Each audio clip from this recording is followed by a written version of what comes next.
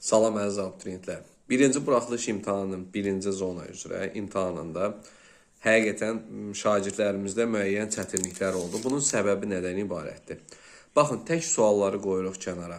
Hər dəfə izah edəndə sizlərə bildirirəm ki, sual əgər çox düşündürücüdürsə, ona vaxt itirməyin. Hansını bilirsinizsə, onlara vaxt itirin. Bəzi şagirdlər olur ki, məsələn, mən Azərbaycan dilini yaxşı yazmalıyam deyə fikirləşir və Azərbaycan dilinin üzərində işləyir. Bir də baxır ki, imtahanın saat yarımı gedib, Azərbaycan dilində məsələn 22-23 dənə yazıb. Ancaq riyaziyyat ingilis dili gözləyir. Güclü uşaqdır, amma orada mübarizə əzmini özünüzü ziyana salmayın. Baxın, mən hər dəfə nəyi deyirəm sizlərə? Buraxılış imtahanında imtahan suallarını açdınız, qarşınıza qoydunuzmu? Misal üçün, birinci gəlir Azərbaycan dili, düzdür? Azərbaycan dilində bildiklərinizi işləyin. Bitdi, keçin riyaziyyata. Riyaziyyatda bildiklərinizi işləyin və keçin sonra ingilis dilinə. Ən sonunda yenidən qayıdın Azərbaycan dilinə. Nə qədər bacarırsınızsa, birinci turda yazımsınızsa, artıq ikinci turda gələndə biraz düşündürücü suallara, yəni orta səviyyəli suallara vaxt ayırırsınız. Bunları da yazıb bitirəndən sonra ardıcıl yenə Azərbaycan dili, riyaziyyat ingilis dili. Bu şəkildə gedib qayıdın, gedib qayıdın. Ancaq bir dənə Azərbaycan dilini yazım, buradan 10 dənəsini yazdım, yox, qayıdım, bir də sualı fikirləşin, bir də bu vaxt itkisidir əzizim. Bunları eləməyin. Baxın, nə edirsiniz? Məsəl üçün, 30 dənə sualdır da, mümkün 30 sualdır. Ən sadə götürək, 7-8 dənəsini yazırsan. İstər Azərbaycan dili, istər riyaziyyat, istər ingilis dili. Hər birindən 7-8 dənə yazırsan, əmin olursan ki, bu 7-8 ardıcıllıqla yazılıb getdi. Bitdi, baxırsan ki, 40 dəqiqə vaxt getdi, amma 3 fəndən hərəsindən 7-8 dənə yazmışam. Deməli, ortada nəsə var. Yəni, artıq savad var biraz. Və keçirik növbəti mərhələyə. Artıq ikinci dəfə qayıdırıq suallara, yenidən başdan başlayırıq. Azərbaycan dili yenə eyni səviyyədə orta səviyyəli sualları işləyirik. Keçirik ardınca riyaziyyatın orta səviyyəli sualları, düşündürücü sualların heç birində vaxt itirmirik və gedirik nəyə? İngilis dilinə. Həmin bu prosesi davam edirik. Baxın, mən sizə bildirmişdim ki, ingilis dilində tərcümə əsasdır. Hər kəs fikirləşirdi ki, qrammatika elə müəllimlər də deyir qrammatika. Xeyr, qrammatika artıq əsas deyil. Əziz abituriyentlər, indi artıq gələcəyə rəqəmsal inkişafa gedirik. Dilləri bizə vacib olan ingilis dilidir. Məsələn, indi bir müddətdən sonra artıq Çin dilinə məcbur olacaq. Yəni, bütün bunlar inkişaf üçün xarakterli olan dillərdir və ingilis dilini mütləq səviyyədə inkişaf elətdirmək üçün nə etmək lazımdır? Dili bilmək. Qrammatika bir yerə qədərdir. Baxın, mən sizə sadə bir sual verim. İngilis dilindən qrammatikanı bilsən daha çox yazarsan, yoxsa tərcüməni? Əlbəttə ki, tərcüməni. Niyə? Tərcümə edəndə mənasını dərk edib, düşünürsən, tapırsan və izahı özünə eləyə bilirsən və bilirsən ki, burada artıq hansı mənanı səndən tələb edir. Ancaq müəyyən mənada şagirdlərimizin səhvləri nədən ibarətdir? Ən böyük səhvləri sırf qrammatika üzərində çalışırlar və 2 il hazırlığa gedirlər. Qrammatika öyrənə-öyrənə sırf qrammatikanı bilirlər, amma cümlə tərcüməsindən məlumatlı deyirlər. Bu il suallarda gördüyümüz kimi əsas mətnlərdə və cümlə fiqurlarını tapmaqda, cümlələrin təhlilində əsas nəyə fikir verdilər? Tərcümənin vacibliyinə. Baxın, orada göstərildi sizə ki, tərcümə vacibdir. Sən artıq bəzi şagirdlər fikirləşə bilərsiniz ki, bizə qarşı ədalətsizlik olub. Başa düşdüm. Yəni, müəyyən mənada ədalətsizliyinizi qəbul eləmək olar. Ancaq bu sizin artıq həyatınızdır və buna görə mübarizə aparmalısınız.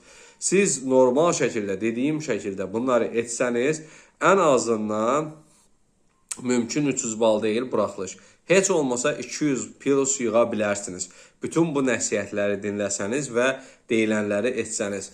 Ona görə, gözəl abituriyentlər, bir şeyin üzərində fikirləşib də hər şeyi məhv eləməyə və hər şeyi bir dənə mövzuya görə qurban verməyə çalışmayın. Çalışın, hər şeyi ətraflı şəkildə düşünəsiniz. Məsələn, riyaziyyatdan fiqur verib ki, bu çərçivəsini eləyə bilmirsənsə, vaxt aparırsan, ondan keç. Bildiyin şeyləri elə. Mən də onu deyirəm də, gözəl insanlar. Bildiyin şeyləri eləyəndə zaten sən qazancıda çıxırsan. Ancaq sən Azərbaycan dilindən mən 30 yazacağım deyə oturursan Azərbaycan dilinin üzərinə, bir də baxırsan ki, imtahana 1 saat qalıb, Azərbaycan dilinə 22-23 dənə yazmısan, riyaziyyatla ingilis dili üzvə baxır. Amma artıq riyaziyyatla ingilis dilinə yorğun beyindən gedəndə heç nə eləyənməyəsən. Ona görə fasiləni necə edirsən? Azərbaycan dilini işləyirsən, Azərbaycanın üzərində işlədikdən sonra keçirsən riyaziyyata. Riyaziyyatı işləyirsən, sonra keçirsən ingilis dilinə. Necə? Sadə suallarla. Ən birinci sadə sualları eləyirsən, keçirsən və ardıcıllıq getdi. Sonra təzədən başlayırsan yenə Azərbaycan dilinə qayıdırsan, artıq beyin yenə fasilə eləyib.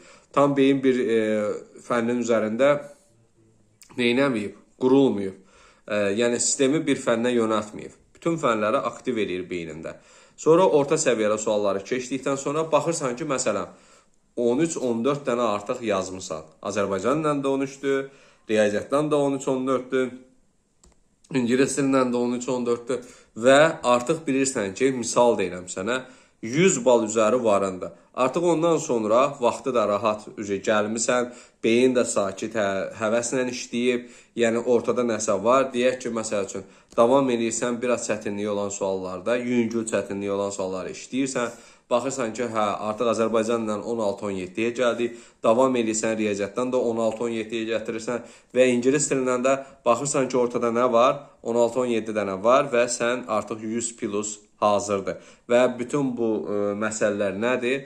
Yerdə qalan vaxtda sənin qazancındır. Artıq əlavə nə qədər xal qazana bilsən, gələcəyə doğru sənə addımlarda kömək eləyəcək.